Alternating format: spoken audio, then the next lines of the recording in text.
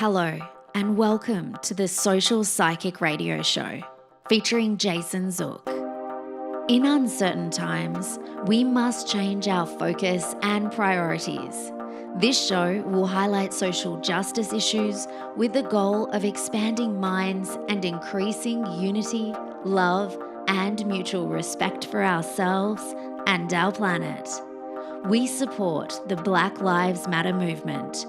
Our show aspires to promote social spirituality, which simply means that by coming together, we can solve any of our problems, including the goal of bringing an end to all forms of hate, discrimination, bias, or oppression. We must protect our environment, reform our criminal justice system, and protect every citizen from police brutality.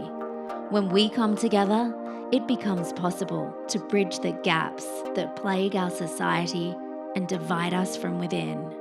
We the people means everyone. Hello and welcome to the Social Psychic Radio Show. This is Jason Zook. It's a great pleasure I have the opportunity of presenting special guest, Day One, Not Day Two, who's an artist, activist, and entrepreneur. Our special guest is different than his name suggests. He found his sound during his 8-year prison sentence that he served at the age of 17. During his incarceration, Day One educated and empowered himself and others through his involvement with organizations like Lifers Public Safety Initiative, the Prison Legacy Project, Inside Out, MannUpp program, and Real Street Talk. Since his release, Day One, Not Day Two has been connecting with young adults, collaborating with organizations like the YASP program and Care Not Control on initiatives aimed at ending youth incarceration. His new album, My Father's Chains, is set to come out on February 2nd. It's an unapologetic illustration of the margins of America. It sounds like a rebirth of HipHop. Day One, Not Day Two curates a revolutionary experience, blending militant melodies with metaphors that feel as if they get sucker punched into your soul.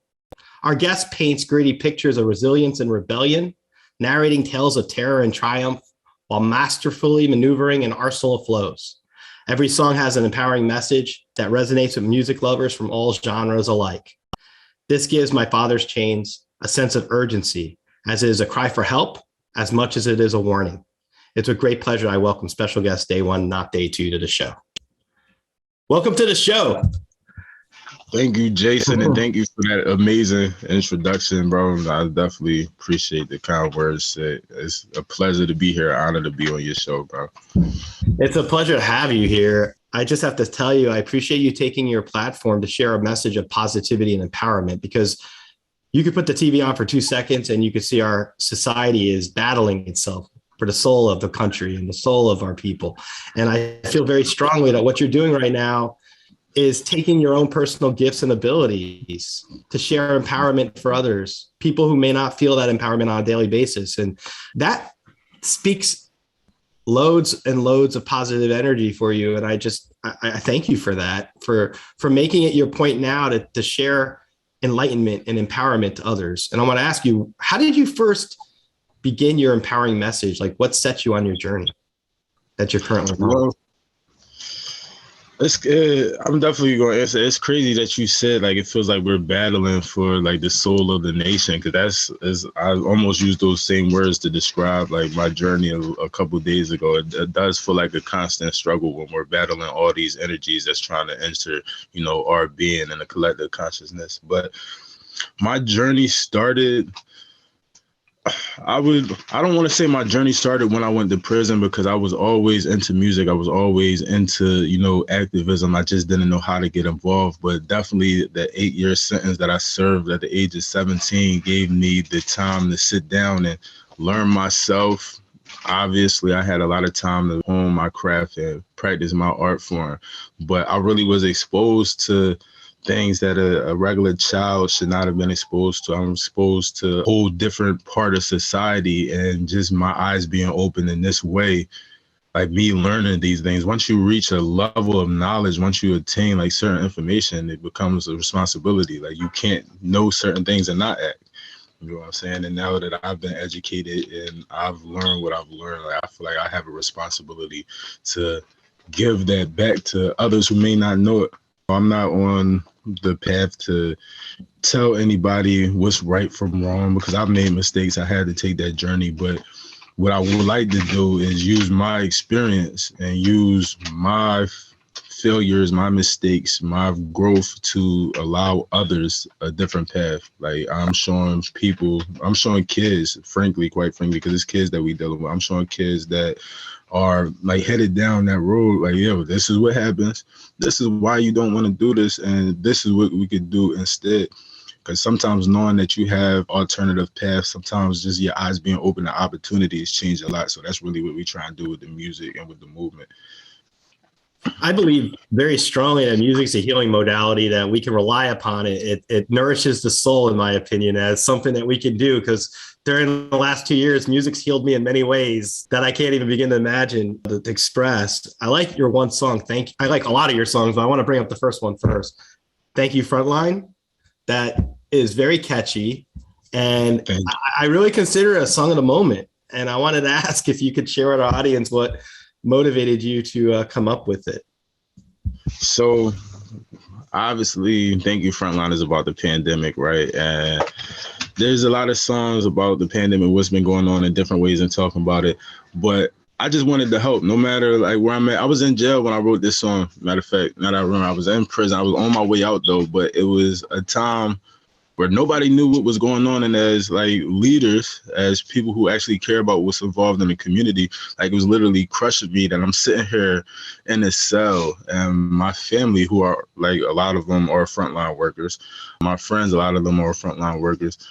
I can't help them. They're out here risking their lives and sacrificing their health and their well-being for the sake of others. And like, I can't contribute because of my situation. And so I just thought about like what I could do instead of worrying about what I can't do. Like I could write a song that can like lift up and raise people's spirits and connect with them on that level. Like maybe keep them pushing, maybe make the job a little bit easier, maybe take their mind off a little stress, because you want to talk about like the mental stress that people go through. I thought I was stressing, like we're going through like just in my daily struggles, but like just to have that pressure on your shoulder to go out, like these people are really out here saving the world. These people are out here risking their life, sacrificing everything, time with their family so we could be safe. And I just wanted to contribute to that fight. Like, and this is the way I could. So I'm glad you appreciated the song. Like a lot of people definitely like this song.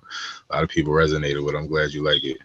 From listening to your music, I'm not like a music expert or anything, but I'll say from my amateur approach, I love your beats. I love the way that you tie your lyrics and your beats, and it's like listening to your music to me wakes me up. I've been listening since we met last week and talked pre-call. You know, I had COVID this week, so I had to go through that, and I was listening to your music a couple mornings this week, and it like wakes me up. It feels really good. I really enjoy. I'm going to encourage my audience to definitely check out your album, and we're going to have that information on my show notes for the podcast. But it's great. For me, it's a great opportunity to have someone like you on the show. I really appreciate what artists can do. I joke around and tell people that with my show, I feel like I'm a little artist in my own way, coming up with episodes and interviews, but you very much are, and the way that you put your message in together, man, and the way that you organize your page. I was scrolling through your page earlier, and I definitely love what you put together as far as like you're combining all of these initiatives and ways that people wouldn't usually combine them. And it's like what you're giving with your platform is amazing. I like the diversity that comes with your page and what you definitely Thank you. About, bro. So you are an artist. Don't let nobody tell you different. You are an artist. It's a collaboration. Thank you. I'm going to say we're in this together, man. I think everything you're trying to espouse as your message, I want to support and promote and let people know out there that, you know, you could have what you consider the worst day of your life. And guess what? You wake up the next day and you're still here. You could have that worst moment, but there's going to be moments that come back and show you that it's not your worst moment. And sometimes during our moments of being knocked down is really where we can triumph and lift spirits. And I think that's what you're doing right now, in my opinion. You're lifting spirits with your lyrical messages, with your talent and your abilities. You're sharing potential that people may not see unless they tune in and really see it for themselves. And that's what I think is going on right now. I want to ask you about your new album coming up, My Father's Chains. It's coming up on February 2nd. And how long have you been working on this album? So my father's changed. I wrote the album. I actually wrote the lyrics to the album while I was in prison. So a lot of these songs like were created throughout different stages of not only my incarceration, my prison sentence, but my growth. And I feel like you hear that in there. And I hand selected, because I got tons of music, but I hand selected the messages that I wanted to convey with this. I hand selected like the pictures I wanted to illustrate, and we put it together in a cohesive project. It's like really, the project really flows like almost like a movie or, some type of theater. We want to add that theater aspect. But I want to say probably we began writing the first song that we probably began writing back in 2015, 2016, sometime around there. And it just been growing ever since. So it took on a life of its own. How do you feel right now? You're about to release this album in the next week, I guess. Yeah, it's almost in about 11 days. My time's a little warped right now. I've been in bed rest. I'm feeling better today, but I'm saying so on the second you're releasing this, how do you feel right now on the eve of this? Like, you got to be super excited. I am super excited, man. I'm pumped, and it's like the feeling of like reaching your pinnacle. It's now like everything I've been through, everything we worked hard for, all those mistakes, all the mishaps, like this is what makes this moment that's about to come is what makes all that struggle worth it, because I'm taking all those experiences, all my hardship, all my trials and tribulations, and using them to teach, using them to help people heal, using them to grow myself. And so it's just coming full circle, and I'm grateful. I'm like eternally grateful. Let's talk about your album. There's 10 songs on the album. Is that right? Actually, it's 11 songs on the 11 album. songs? Okay. Yeah, there's going to be 11 songs on the album. Well, I'd like to talk about the different topics for it. When the title, My Father's Chains, when did you come up with your title? So My Father's Chains was actually the title of an essay I wrote for college. I was in the Villanova program while I was in Greaterford. And I don't know if you heard about Greaterford, but that's a very infamous prison out here in the Philadelphia area. But there are like amazing people that come in. Kate Melanie is the director of the Villanova program, and she's been a big inspiration on like my journey, my growth for what I've been doing. And so I studied sociology, and I wrote an essay about like my environment, like what I had to go through growing up, and I called it My Father's Chains. And the essay was so powerful that like everybody who read it was almost like moved to tears.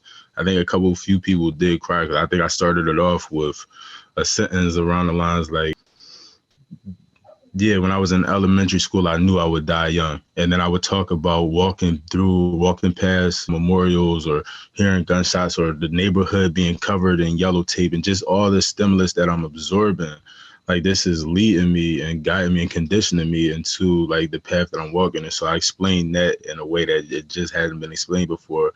And I said, you know what? I love the way that impacted and that connected. I'm like, what if I could do this through music? What if I could explain this through music and connect with people in that way, show them like my journey, show them like what we've been going through in a way. It's called sociology, a sociological imagination, in a way that relates my experience to what everybody else is going through and what the rest of the world is going through. And so that was like the inspiration for the album.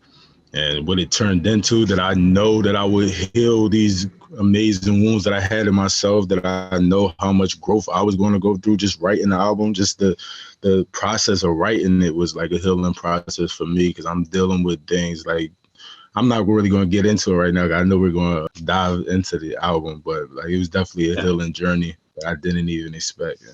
I think it's very powerful when you heal as a process of self-discovery, and when you heal through expression and art. I mean, any way you look at it, when you write an essay or when you write your lyrics, it's an art form. It's an expression of the deep part of you that very few get to see until you express it.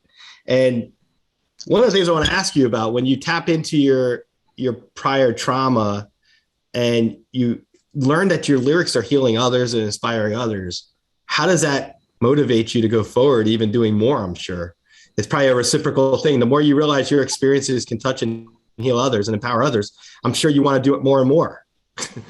Yeah, and it's kind of messing up my life, man. Because as an artist, like, we have these ideas of how we want to present ourselves to the world, and we have these ideas of like what we want to talk about and what we want to go about. But it's literally like I can't go back to just talking about anything. I can't go back to just promoting any type of message, because I'm made aware of how much impact my words are having. So if people are coming to me and telling me how like my songs help them with their suicidal ideations, or telling me about how my songs help them reconnect with their father, or reconnect with their community in some way, or my songs impacted these people to the point that it moved them emotionally and influenced their next action, I can't just say anything anymore. So it's like I now have to take this journey of continuing to heal myself, continuing to grow, and continuing to just like, I don't know, be a real person, be vulnerable. And it's a responsibility as much as it is a privilege. I look at what you're doing right now, and it's like, there are people who go in between the lines and stay in their lane. They just don't really try to change things. And it's okay, people like that. They're like worker bees. But then there are people who bust out and try to like make a change, make an impact. And that's what I see you doing. And that's why I wanted to have you on the show when we started talking, because I'm like, you're exactly the kind of person I want to showcase in terms of dealing with adversity and not taking that adversity and saying, you know what, I'm just going to go between the lanes and stay in my lane the rest of my life. No, you're challenging systemic inequality. And I wanted to ask you, like, you're using your own gifts and your talents to convey to society that what happened to you, you understand you paid your price for whatever you needed to, but at the same time, it's unfair, it's unjust, and it's a system that's existed since our system has existed. And so it's time to make changes. And we've got to take the Band-Aids off of all these particular systemic things that exist and limit all of us. And we've got to really shed the yoke of negativity and really embrace change. And I wanted to ask you, I know you're working with a lot of empowering organizations and you're doing a lot of positive things. How do you think we'll be able to change society and really make an impact? Like, what do you think your main goals will be as an upcoming artist doing these things? So, listen, man, I love that question. And thank you so much for asking that question, because that is as important as the music. There's a lot wrong with our system. Our criminal justice system is failing us. The economy is failing us. These institutions that are set up to serve us, they're like failing us in general. And we're seeing the result of that. Like, society is crippling. And so how do we change this? How do we combat systemic inequality? I feel like it's all in us, is in making these small decisions to use our platform to empower instead of to discourage others. It's about using our dollar and giving it to somebody in the community instead of taking it out. It's about speaking up for those who are not here, who can't speak for themselves right now. There are a lot of children who've been through some incredibly disturbing experiences, just going through placements, going through the criminal justice system, and all that experience, these experiences were put on them, these sentences were put on them with the idea that this was going to heal them and push them forward. But I don't know if you know about like the abuse scandals that's been coming out with these different juvenile placements with like Glenn Mills and George Jr. and all these different juvenile placements. But like, authority has really been abused to a point where we can no longer like trust the system to help us. And so we got to take matters into our own hands. Specifically speaking, we need to replace the criminal justice system with a restorative justice system. That's first and foremost. And all the restorative justice is about is allowing the actual community in on the healing that takes place, allowing the actual community to be involved with the process of justice instead of outsourcing it. Now we're taking it back. We're saying, we got this, we're going to handle it. We have to start investing in programs and actual education that's going to serve our children, that's going to serve the future. We're not being taught, we're not being prepared for real life in our schools anymore. And so these are all things that we're fighting against. I'm partnered with Care Not Control. We're actually sitting down with Senator Ahmed on the day before the album release, and we're talking about ending direct file, which is a law they have that allows them to charge juveniles as an adult without even doing any type of analysis, any type of diagnosis or whatever. Like when I was arrested, I was charged as an adult. I was arrested at the age of 17 for a shooting, and I paid my debt for my crimes. But the system failed to look into what I was provided with at home. The system failed to look into like what type of mental issues I was dealing with. The system failed to look into what I was being conditioned or how we were being conditioned at school. Look at the school's resources. I was going to Chester High. There was like, what opportunities did we really have? And so all these things have to be taken into account when you talk about justice. There's no one size fits all type of formula. We really have to actually do the work and be willing to sit down and take on every case as its own individual case instead of coming up with a cookie cutter system and saying, okay, let's do the easy thing and throw everybody away. Like, we're one of the most advanced nations, and if locking people up is supposed to serve them and make the community safer, we all know the United States locks up more people than any other country, and yet we still have the most crime. Based on race. Makes sense. And the statistics are based on race. It's a truth and it's a fact. And the system is designed that way, and we've got to change it. That's my opinion. Has to change. And the recidivism rate has been well over 60% since the start, since the inception of the criminal justice system. And so you're telling me, if your doctor told you, yeah, there's like a 30-40% chance you can survive this surgery, to survive this treatment, you're going to look somewhere else to get help, right? You're going to look somewhere else because it's been shown, like, the system is failing. If 66% of people that go through this correctional program end up coming back through this correctional program, then your system has failed us. I get 60. When I was a kid, I brought home a 66%. That's a D. I'm getting a whooping. We're failing. Yeah. We're failing our system. We're just simply failing it. We would be getting an F right now.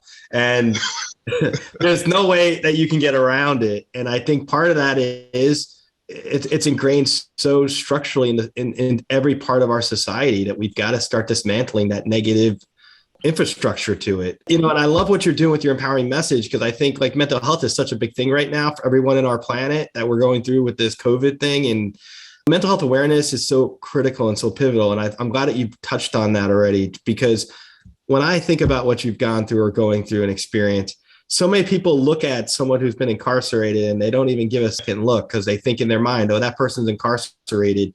And then they look, I would say that that's just the most morally wrong thing to do. We gotta pick everybody up. We got to look at the people who've been incarcerated and say, first off, the system needs to change. Secondly, how do we help the people in the system? How do we help them get out of the system? What do we do to help change all these things? And I think it's a big question that we're going to be grappling with for a while, but better we grapple it now than ignore it altogether and let it get worse. Absolutely. And what we're doing right now is like literally the first step is having these type of conversations with people from different walks of life that might not have experienced what we experienced, but through these conversations, through us bonding over the mission, over shared values, over a shared vision, like we're exchanging this information and energy with each other. And these ideas are just growing. Like, you can't be moved and know something and then talk about it and not take some type of form of action, even if all you're doing is bringing it up to somebody else or putting it on Instagram for your followers. Is keeping the message going, keeping it alive, keeping it moving. So many people think we got to do so much, it's going to be so hard. No, all you got to do is just start talking about it. Be comfortable having these uncomfortable conversations. That's why I try to be so vulnerable in my music. And I try to talk about things that generally aren't spoken of, or I try to speak from perspectives that aren't usually voiced, because in this, we could solve a lot of our problems if we just face them head on. Stop being scared to have the conversation. Sometimes you just got to jump in and dive in. I believe, and the way you said it, restorative justice, I like that. When you say restorative justice, what do you mean by that? For our audience, in case they haven't heard the term before. So restorative justice is actually, an alternative to court system. Right now, there's several restorative justice initiatives that are being participated in throughout the country. Right now, basically, they're being used as diversion programs, but it's our hope that one day this system will replace the criminal justice system. It's operating on principles of healing and principles of restoring what's been fixed. And if you think about the court system, it's easy for me to explain this to people who don't know about or aren't familiar with criminal justice and restorative justice by comparing restorative justice to the courts. So the courts focus on punishments. The courts are going to make you pay for your crime. They impose fines, give you sentences, isolate you from society. These are all punitive type of responses to crime, whereas restorative justice focuses on healing. And so if there was a harm committed, if somebody was harmed, we're focusing on healing who's been harmed, getting this person that's been victimized or this person that has been hurt in some way. We're finding out what they need exactly, mentally, physically, emotionally, financially. We're addressing that cause. We're addressing those issues, but then we're also figuring out what the responsible parties, the people who are responsible for this harm, we're figuring out what type of healing do they need? What type of growth do they need in order to not cause this harm again, in order to prevent this from happening again? Like how can we address like what's going on with you mentally, emotionally, physically?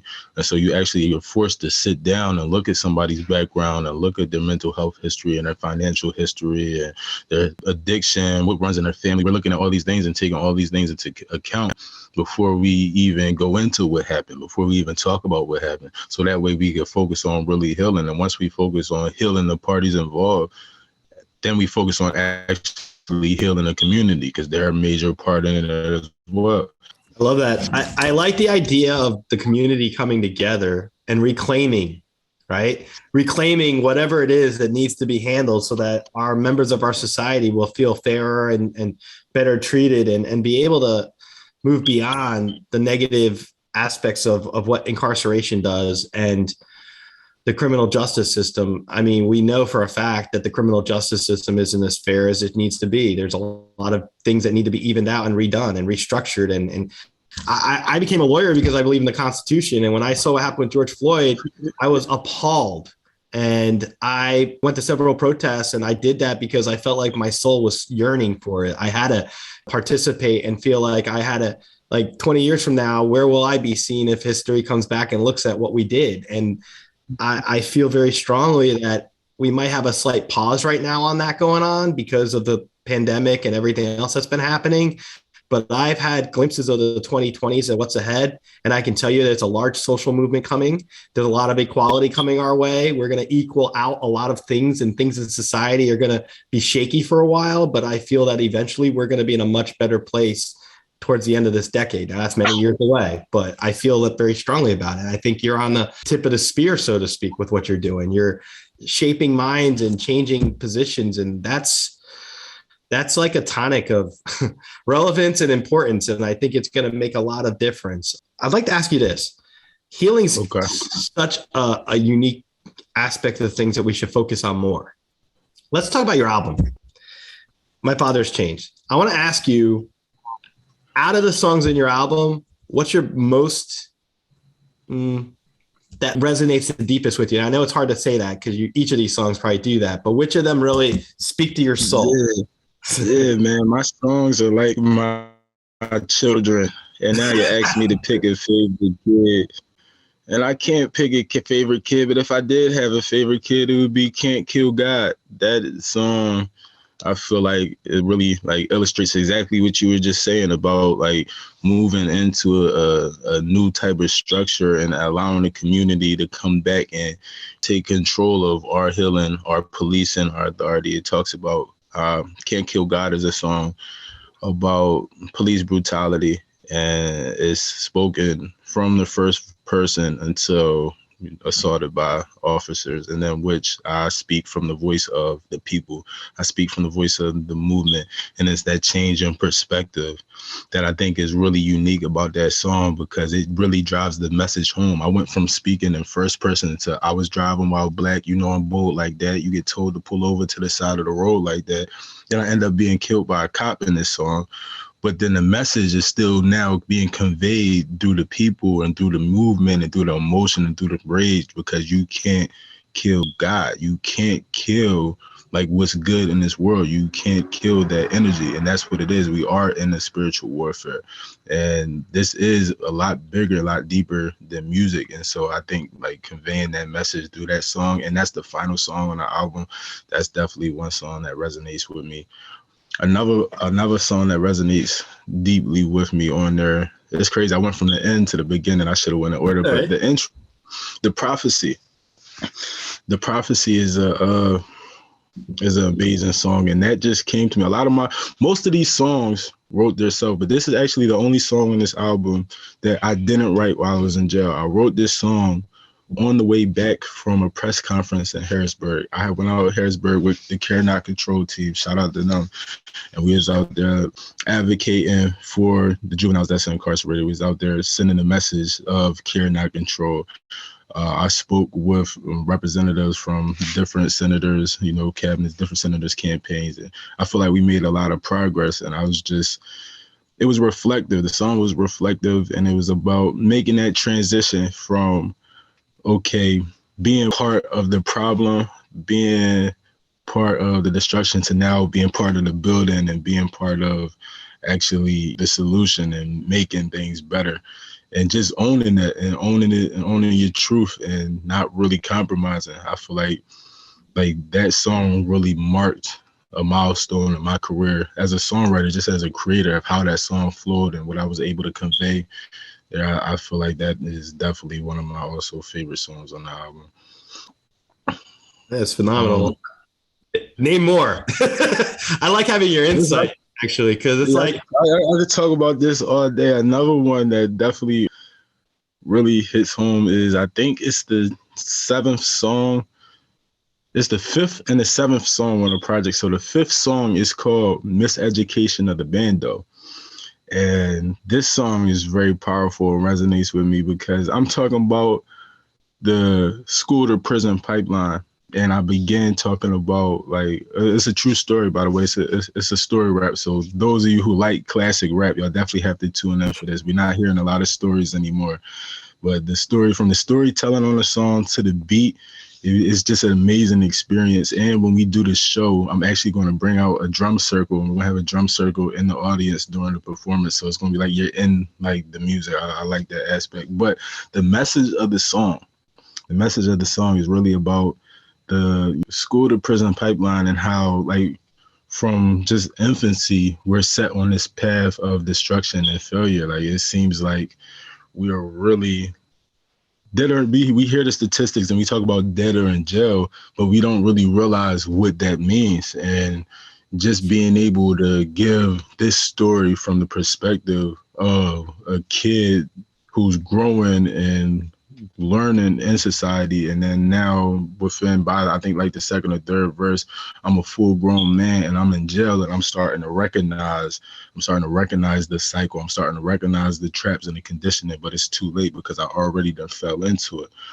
And just being able to give that perspective, a lot of the album, a lot of the realization that comes with this album, this project, is about me like realizing what I'm going through, realizing the traps that's set for us, realizing how the system is really crippling the community, but still feeling trapped inside it, still feeling like, immersed and a prisoner to this culture. And so, like, Miseducation of the Bando is definitely another landmark song on that album that I think is going to, change a lot of minds when you start talking about youth incarceration and locking people up, because it's powerful. What were your favorite songs on the album? I like Home Invasion, The Sunken Place. I did like Can't Kill God too. When you wrote your album, when you came up with the did you have like a direct download? That is literally exactly what happened. And I was about to say, I don't know how you know this, but I do know how you know this. And so it is real. I thought your free readings was next Friday. I didn't think it was this Friday. Well, I'm going to say this. I'll tell you why I say that. I've had downloads. I've had downloads where I'll create podcast ideas, right? Or I'll come up with stuff myself that I'll create from a download. And so that's why I'm asking you. It sounds like you get spiritual downloads. Yes, I do. I love it. I'm not necessarily. This is very new for me. Like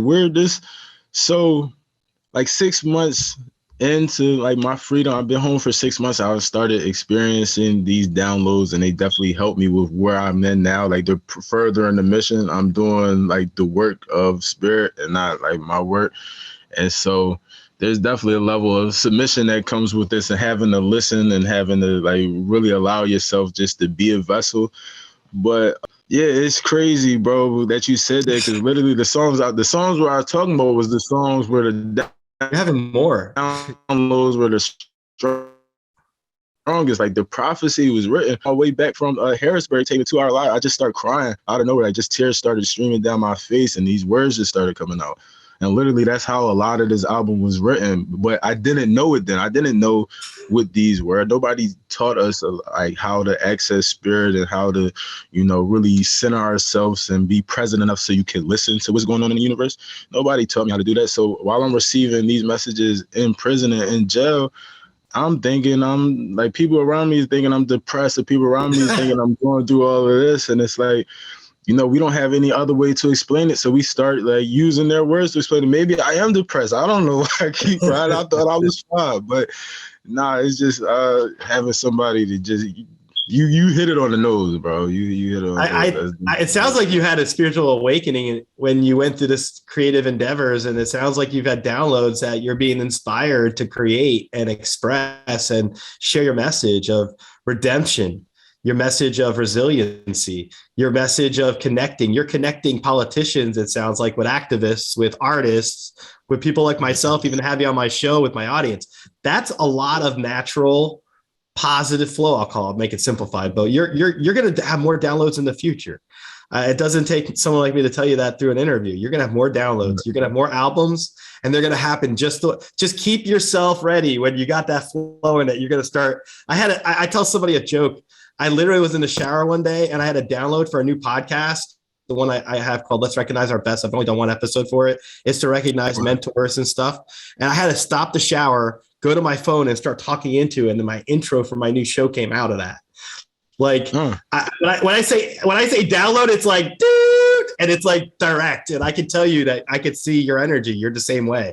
So you're going to be blessed. You're going to be blessed with more downloads. Literally. Bro, it's literally like the bat symbol goes up in the sky. I have no choice. Like, I'll be right back. I have to go. And I just have to write down whatever words is coming to me, or I got to get the melody out somewhere, or I got to create. And now it's just like, divinely inspired, man. You got divine inspiration with your gift. And I believe very strongly, like I have a personal belief, being a psychic intuitive, that I believe that artists of all forms, athletes, I believe people who are on their own little platforms and have their own, the light shining on them, have intuition that guide them. Intuition guides us and inspires us. And you're on your own journey right now because you're being divinely guided to touch hearts and change minds and rise people up and help, like rescuing people out of the turmoil of the past and present moment. And I think that's going to be your path going forward. And you're going to find a lot of comfort once you realize that more and more as your gift grows. I feel very strongly that's what I see you doing. Listen, bro, I appreciate that. And I appreciate you extending your platform so we can have these conversations on a major level, because with all these downloads, I don't know if you experience this, but I'm fairly new to this. So it's a lot. And sometimes I really just can't be of the world sometimes. Sometimes I really just have to hold up in a studio or hold up in a home and just like separate myself and like leave social media alone, leave everything else alone, because it's like I'm so sensitive to what's going on with the vibrations right now. So I got to really remove myself. So this is definitely important to me, being you extending your platform that you've been building I wouldn't do anything else. Look, I told you before we started our interview, and I'll share my audience, I had COVID this week, and I had it from Sunday till I still have it. But you know what it made me realize? I'm not afraid of being sick. I have more like fortitude. I'm like, I have goals I want to do, and I'm getting all of them done. Before I leave this planet, every goal that I have, every social activism thing I want to promote, or anything that I feel my gut instincts telling me something needs to be done, I'm not putting it off anymore. I'm going to make everything go full steam ahead. And I see you in the same light. I see you knocking down barriers more than you. No excuses. No excuses, man. We don't got time for no excuses. The time is now. No other way. And a lot of generations are going to benefit from your work. The things you're doing now are going to help in the organizations you're involved in. You're going to be an empowered voice. As your success grows, so does your causes. So does the people you're working with, the charities, the nonprofits. You're going to do a lot more of that. You're going to do stuff in New York. You're going to be up in Manhattan doing things there in the future, social activism stuff and outreach and stuff with art and music. So the stuff you're already doing, you're going to be continuing to do, but with a larger focus with bigger groups of people. And that's why I see it going. Yo, it's crazy. It's crazy that you said that, because I actually just been collaborating with artists and figuring out how, because everybody doesn't write music, everybody doesn't write songs and poetry. So we want to give people a different way to get that trauma out, and a different way to give this energy inside of them an outlet for them to understand and get out productively. And so we've been connecting with a lot of physical artists and seeing how we could use like what we're doing to incorporate actually, you know, art therapy. And like you said earlier in the beginning of the show, like we really want to start having music being recognized as a very serious therapeutic treatment. You get what I'm saying? We want to have art recognized as a very serious therapeutic treatment. So it's amazing you said that, because that's literally the direction that we're going towards, and the direction that's like, I can't even say going towards, because I didn't see any of this like when I first started. This is what's been coming. This is what the universe has been gifting us with. You know, we've connected with a lot of amazing artists, a lot of amazing people that just like yourself are passionate about the mission, passionate about the change, and they're just bringing their talents to the table. We're all sitting down, and it's like, what do we have to offer? What can we put together? How can we do this, man? So you hit it again. You hit it on the nose. I can't wait for the free readings, because if this is just regular, I can't wait to find out more. Can I say another thing too? I'm looking at your promo for this, and it says, "What side of history will you be on?" When I went to the protest, that was exactly what was in my head the entire time. I need to be on the right side of history. I need to be on the right side of history. Like, and everything I do since then, the last 2 years has been that way. When I post stuff, I don't look at it the way I used to. I'm like, what side of history? People need to understand where we are right now and how important it is to empower people, restore civil rights for anyone who's been serving a sentence, give people the right to participate in our legal system in a good way, be able to give into the system so that they can be a part of it and feel empowered to be wanting to change things. And that's the thing. We got to get people to the table. If there's anything we saw a few days ago with voting rights failing, is we got to bring everyone to the table. We got to get people restored to civil rights. We've got to help people who are incarcerated and get them out. We got to give people opportunities and healing, and all these things that you're mentioning are dear and important to me. And that's why it's such a great way to have you on the show to talk about these things for my audience. Cause I think it's deeper than music. It's deeper than art, and it's deeper than activism. It's all of it. It hits at the core of all of it. It exists because we need it to, and we need to make a difference. And I feel so strongly about that. You hit it like again, bro. You hit it on the head. Like, you understand this. You understand the mission, and it is deeper than music. It is deeper than art. It's spiritual, it's economical, it's financial, it's mental.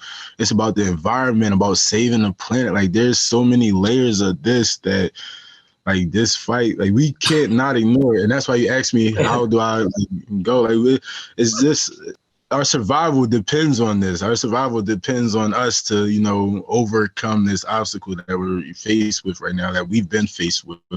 And like, there's no other option. Failure is not an option, because we see how bad it's getting. So just imagine if it gets worse. And so we have to go in the opposite direction.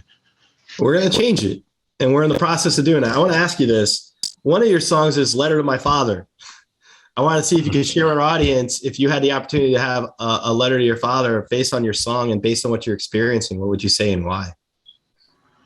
So the song was written exactly with that intent. I didn't grow up with my father in my life, and so I always felt as a child, as a kid growing up, I felt this void inside me because, like, wow, I have this whole other DNA in my body. Like, there's half of me that I don't understand because I wasn't provided with the presence of having my father in my life. And so it's like, it was a lot of anger. I felt that void with anger, with resentment, with addiction, with, just all these self-destroying prophecies that were just like played a major part in leading me to the path I took to get incarcerated and get arrested. So I had to address that. And I didn't even know I was addressing it at the time. Really, it was like me venting and me trying to, I don't know, me trying to understand and seek souls. Like when I sit down and write a song, I don't know what's going to come out. I just know I had to write a song called Letter to My Father. And in that, I literally wrote a letter to my father and really explained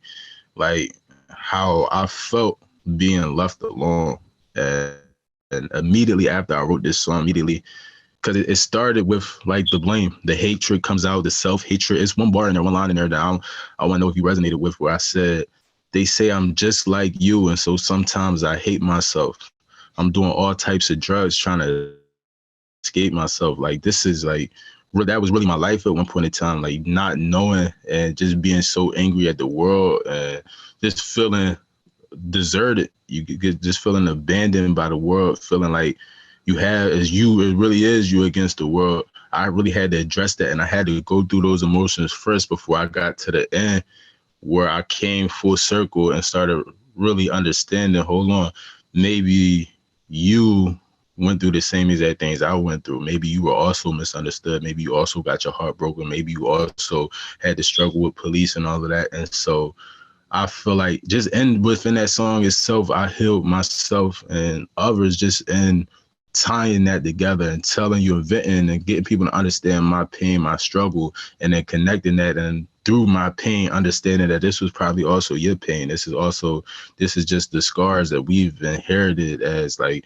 Black men in this country, and taking that perspective allow me to like really lift that weight off me. You get what I'm saying? Taking that perspective and getting to that moment in song and understanding that this is really just a cycle of slavery, mass incarceration, destruction, just playing itself out over and over again. And coming to that understanding really brought me a level of peace, a level of acceptance, a level of security that I never had in myself before. So if you want to talk about songs that impacted me and songs that impacted others around me, because I actually performed that song when I was in prison. And so through the MannUpp program, we used to do shows. I would call them shows, but they were more like community meetings with like different entertainment aspects in them. And we're talking about, we're having the same conversation we're having right now, but on a platform, it's for the prisoners, it's for the men. And so I performed that song there, and I lied to you now. We're talking about grown men locked up for years, murderers, killers. There are all these type of people that are healing through this, and that like come to tears and really told me, you know what that felt like to have like a grown man, like twice my age, come to me in tears and like, yo, what you really wrote and what you spoke in your song, like really spoke to my experience with my son. It blew my mind because while I'm writing the song, I'm literally just writing my experience of how I felt. And just to see that this is how so many other people felt about this situation, like that song resonates with men and Black men in general in a way that I never really expected it to. And powerful. Words have power, right? And when you take those words with your talent and your download and your gift, it becomes uber powerful. You're realizing you're connecting lives and you're connecting your meaning to the larger meaning of the collective, right? You're basically sharing a mutual experience with all these other people and healing them while you've healed yourself. Right. That's huge. I mean, how many people do that? Not many. And I realized too, also a lot of what it is that we experience these feelings. Like we are intuitive beings. You said you feel like artists and athletes are led by the intuition. I have a similar view. I feel like everybody has the intuition. Everybody has that God form, that voice in them that guides them. But it's just up to you whether you listen to it or not. whether you are tapped in with it or not, and reaching that level where you can listen to it and allow it to guide you. That's definitely the work. But sometimes we have these energies inside us and we understand these feelings, but we can't necessarily explain them. And so what I'm doing a lot of times too is I'm giving people the words to kind of explain their trauma and explain their hurt in ways that like they didn't know were possible. You get what I'm saying? Sometimes it's like you could feel things, you have something on the tip of your tongue, but you just don't know the right words to like really describe what you're going through. And so I feel like for some people, I've gave them the ability to describe their situation. It might not necessarily be 100% like mine, but just in like how I came off, the vulnerability that I came off on the track, it allows people to convey these messages a little bit easier. You know, I love what you're doing. You're sharing your inner child with the world. You're sharing I call it inner child, your vulnerable side, the one that, you know, if you turned on our inner child and had like an extra showed up, I'd be like this little kid crouched down in the fetal position, watching TV. Like we all have those inner children and we might be at different ages of our lives. It doesn't matter. You're still an inner child and you're sharing that with your audience and you're empowering so many other people in so many countless ways by allowing your inner child to come out and express your musical talent and abilities and messages and themes. But nonetheless, it's the vulnerable side of you that's reaching people in ways that you don't even realize. Listen, and that's a blessing. It is a blessing, bro. I appreciate you for recognizing that. You said inner child. Look at the album cover. I know. Look at the album cover, and it's sharing my inner child, but sharing it with a message, because the album cover is literally a child who's been incarcerated. I forget what exact prison. I'm gonna get back to you so you can let your followers know what exact prison. That picture is real. This child, he was tied to a stake outside after supposedly sassing guards. And the way he was tied, his arms were bound together and his arms were then placed like in between his legs in a way where it was like he was put between his pole, but his arms and his legs were folded in a way where like he couldn't move if he wanted to. And so they bended his body, they contorted his body, conditioned his body to trap him inside his own body. Like he's literally a prisoner of his own body. After this, I'll try to see if I can send you the unedited picture. But I think that touches on what you're saying about like through this album, I'm sharing my child, but I'm also like sharing what is this child has been going through. You get what I'm saying? And you birthed your children through this song. The songs on your album are like giving birth to children, right? It's going to live on longer than anything else you ever expect. I know we're running low on time, and that's always the sucky part of doing these interviews. You get so enjoying them. You just want them to go on and on. I definitely want to have you back on again. This isn't just a one-time, hey, what's up? How's your new album kind of thing. I'd love to have you on and share your journey, because I know what you're doing is such a positive impact. And that's what I want my show to focus on. Notable people who are spiritual, that have been through adversity and have positive impacts to share with others. And you meet the context of all that. I want to ask you this. If our audience wants to reach out to you, and I'm going to put your stuff in our show notes, what would be the preferred way for anyone to find out about your album or just find out more about you and what you're doing right now? Listen, I'm accessible. So the album, I can be reached on Instagram. I'm not one of those people that like don't want to talk to people. I like actually connecting with people. I like, speaking with artists. I like collaborating with different type of thinkers and sitting down and seeing how we could connect. It's all about building immunity. I'm not in it for recognition and fame or anything. So if you want to reach me, hit me on Instagram. You can slide in a DM. If you want to listen to the music, the album is going to be streaming on our platforms February 2nd. So definitely tune into that. And yeah, bro, I appreciate you for having me on here. This is definitely hit me up and let me know when I could come back on, because this is not just a when you dropping an album come through type of thing. Like we were really allies in this fight, man. And I believe that and acknowledge that 100%. And so let me know if there's anything I could do to help you with any initiatives that you got going on. I know you're doing amazing work down there where you at. And I'm going to keep you posted on what we doing. I just want to thank Day One, Not Day Two for coming on the show today and sharing his new album and the catalyst behind it, My Father's Chains, coming out on February 2nd, 2022, 2222. I love numbers. When you share your vulnerable side, sometimes that can be scary. Sometimes that can be risky, but a lot of times it pays off. And in this particular instance, I believe that Day One, Not Day Two, sharing his vulnerable side, coming on the show and words don't always express or convey the adequacy of what the moment's like. And I really enjoyed having this episode today because it fits my vision of what I want 2022 to be like. I want to share any artist who has a platform like Day One, Not Day Two, that has the meaning and the substance and the downloads and the gifts and the abilities. This is the year we've got to really strike while the iron's hot, so to speak. We can't delay or put off what's been put off for too long.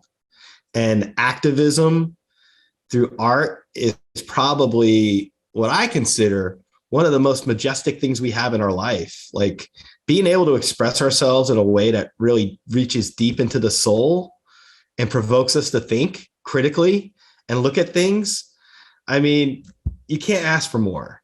And I really do have a deep appreciation for everything we discussed today. Check out this information. I'm going to have the information in our show notes. I'm going to have the link for everything we're discussing. And I just ask any member of our audience to listen to this music, listen to this interview with an open mind, and keep going. If there's anything we can do right now, we're doing things right. Let's keep going. Let's change perception. Let's change paradigms. Let's help all these initiatives out there. We just got to unify. And I believe very strongly that this is where we're at. And that's why I'm very happy to have the special guest on our show today, Day One, Not Day Two. Thank you so much for tuning into this episode.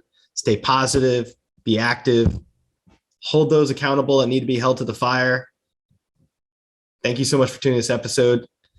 And until next time, stay positive when you're positive, anything's possible. Thank you. Thank you for listening to this episode of the Social Psychic Radio Show. Don't forget to join us for another episode next time. If you enjoyed the show, we'd love for you to subscribe, rate, and give us a review on iTunes. You can also check us out on Facebook, and don't forget to visit the Social Psychic YouTube channel. Until next time, it's a big world out there. Keep an open mind, embrace your paradigms, and know that the universe is always yours to explore.